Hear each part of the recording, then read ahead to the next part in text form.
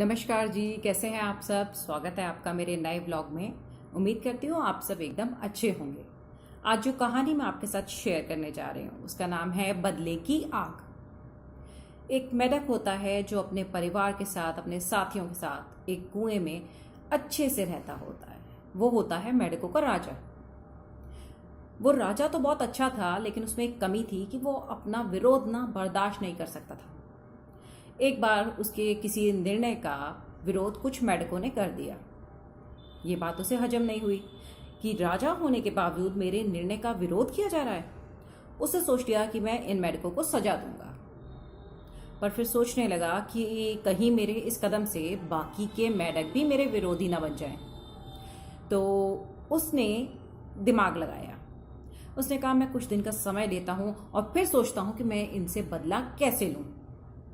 एक दिन रात में वो कुएं से निकलकर पास में ही एक सांप का बिल था, वहां चला गया और वहां जाके सांप को आवाज लगाने लगा। मेढक की आवाज सुनकर सांप हैरान हो गया कि मेढक मुझे बुला रहा है। वो बाहर निकला और बोला, कौन हो तुम जानते नहीं कि मैं तुम्हें खा सकता हूं। उसने कहा, सरप्राज, मैं जानता हूं आप और मैं स्वाभाविक शत्रु हैं, लेकिन मैं आपकी शरण में आया हूं, मेरी मदद करिए।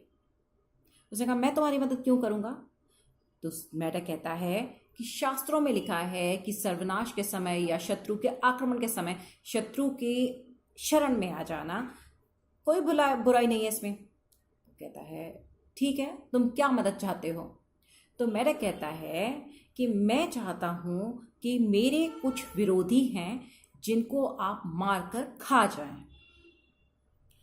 सांप बूढ़ा हो चुका था। सांप ने सोचा कि अगर इस मेढक के कहना मानकर मैं इसके विरोधियों को मार दूं तो मेरे लिए तो अच्छा है, मेरा तो बैठे बैठे पेट भरता रहेगा। वो तैयार हो गया। पर मेढक बोला, आपको मुझे एक वचन देना होगा कि आप मेरे को या मेरे परिवार वालों को कोई नुकसान नहीं पहुंचाएंगे, और जैसे ही मेरे सारे विरोधियों से मेरा बदला पूरा हो जाएगा आप वापस अपने बिल में आ जाएंगे। सांप ने कहा, ठीक है, मैं ऐसा ही करूंगा। पर सांप ने पूछा कि मैं रहूंगा कहाँ, मैं कुएं में नहीं रह सकता, मैं तो बिल में ही मुझे आराम मिलता है। तो उसने कहा, आप हमारे मेहमान हैं, आप चिंता मत करिए, मैंने आपके लिए एक अच्छा सा बिल ढूंढ रखा है। इतना कहने की देर थी कि सरप्राज तो उसके साथ चल पड़े। अब कुएं में जाते ही पानी की सतह से थोड़ा सा ऊपर ना एक बिल था। मेढक ने कहा, सरप्राज, आप इस बिल के अंदर चले जाइए, मैं कहे मुताबिक रोज एक एक मेढक को लाऊंगा, आप उसे मारकर खा जाना। अगले दिन उसने एक सभा बुलाई।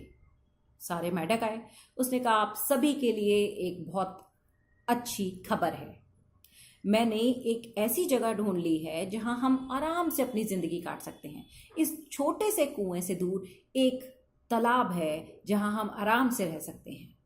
पर मुश्किल ये है कि उसका रास्ता बहुत कठिन और सकरा है, तो मैं रोज सिर्फ एक मेढक को ही वहां पहुंचा सकता हूं। सब तैयार हो गए। अब पहला दिन आया जब वो एक मेढक को लेकर गया उस बिल के रास्ते, और बिल में जाते ही सांप ने अपना काम कर दिया, उस मेढक को मारकर खा लिया। अब रोज एक मेढक जाता और गायब।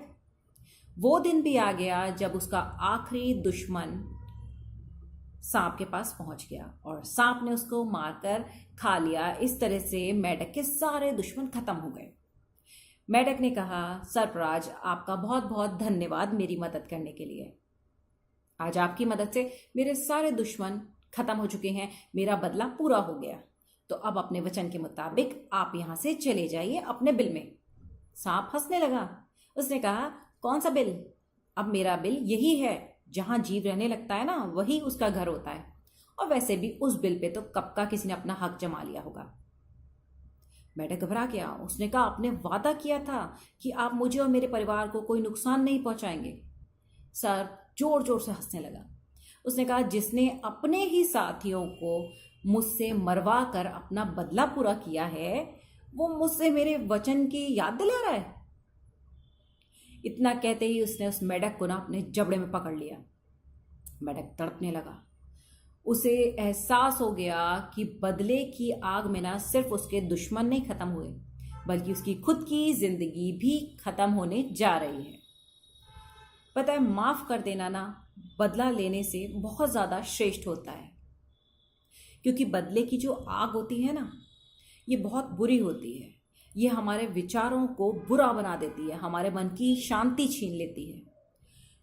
इस आग में और कोई जले या ना जले, लेकिन बदला लेने की भावना रखने वाला ना खुद जरूर जल के भस्म हो जाता है। इसलिए माफ करना सीखिए। हर किसी को उसके कर्मों का फल मिलता है। तो अगर कोई आपके साथ कभी बुरा करता है ना, तो भगवान पर छोड़ दीजिए उसके कर्मों का हिसाब। अपनी जिंदगी को इस बदले लेने की आग में मत झोंकिए। समय खुद आपको इस हिसाब को बराबर करके दिखाएगा। बस विश्वास रखिए भगवान पर। तो कैसी लगी आज की आपको ये कहानी? अगर ये कहानी आपको अच्छी लगी हो तो लाइक, शेयर, कमेंट जरूर करिएगा। अगले ब्लॉग में आपके साथ मुलाकात होगी एक नई कहानी के साथ। तब तक के लिए जय श्री कृष्णा।